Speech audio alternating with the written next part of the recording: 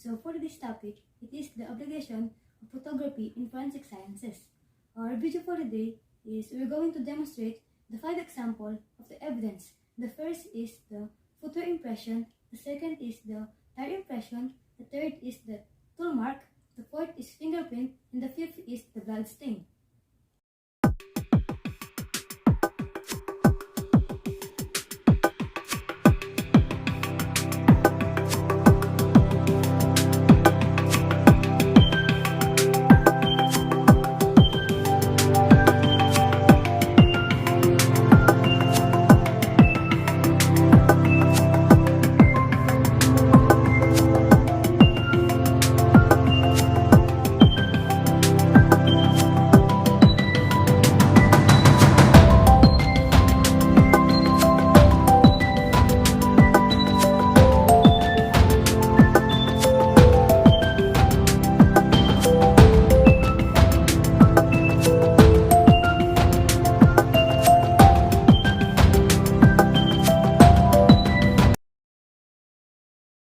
So, the first evidence is the footwear impression. Here's the guidelines in taking the footwear impression. First, when taking photographs of footwear or tire impression, begin a photograph to show where the impression is located in the crime scene.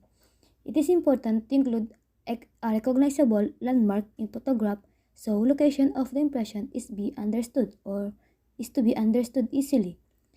If the impression is nearly a landmark such a flower bed, or at the corner of the house, a mid-range photography is probably will be adequate to show the location of the impression. Next, place a scale alongside the impression.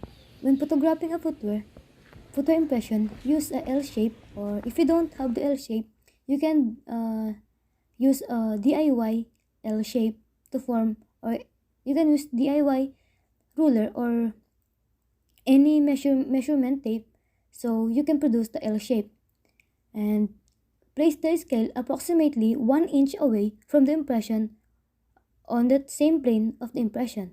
If necessary, press the scale into the ground until it's the same depth at the impression. The second is the tire impression. Here's the guideline in taking the tire impression. The technique of photographing a tire impression is similar to photographing a footwear impression. However, you must photograph the tire impression in enough section to show one circumstance of the tire. Place a long scale or tape measure alongside the tire impression. The number of the scale must be enlarged enough to be clearly seen in the photograph. Take 3 or 4 overlapping photographs to show enough tire impression for one full circumstance of the tire. And always remember, do not move the scale while taking photographs. Let's go to the third evidence, which is the tool marks. Here's the guideline in taking the tool marks. When taking a photograph of a tool mark, begin with a photograph to show where the tool marks is located in the crime scene. It may be necessary to use both overview and mid-range photograph to clearly show the location of the tool mark in the photographs. If there are multiple tool marks, it may be necessary to include the number evidence mark to differentiate the tool mark from the other. When taking a close-up photograph of the tool mark, be sure to place a scale on the same plane as the tool mark place. Let's go to the fourth evidence, which is the fingerprints. Do you know that, guys? Fingerprints is the most common form of evidence located in a crime scenes. Here's the procedure in photographing fingerprints. Establish the location of the fingerprint. If you're going to photograph a fingerprint, the location of the fingerprint must be established. While you could use the mid-range photograph to show where each finger is located in the crime scene, the use of numerous mid-range photographs to show the location of the small item can be confusing.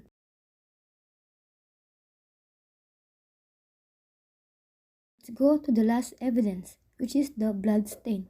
Here's the guideline in taking the blood stain photography. When photographing blood stains, you must first show the location of the blood stain with mid-range photograph, followed with closer view to show the blood stain pattern. When taking close-up photographs of blood stain, be measured to place a scale on the same plane of the blood stain.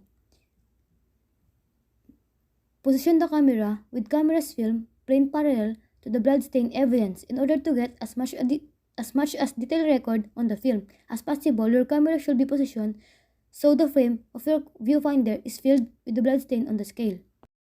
So that's it, guys. That's the 5 example of the basic evidence, or should I say the general evidence that we may see in a crime scene. The first is the footwear impression, the second is the tire impression, the third is the tool mark, the fourth is the fingerprint, the fifth or the last one is the blood stains. And I hope you learned something in my video. Thank you for watching, and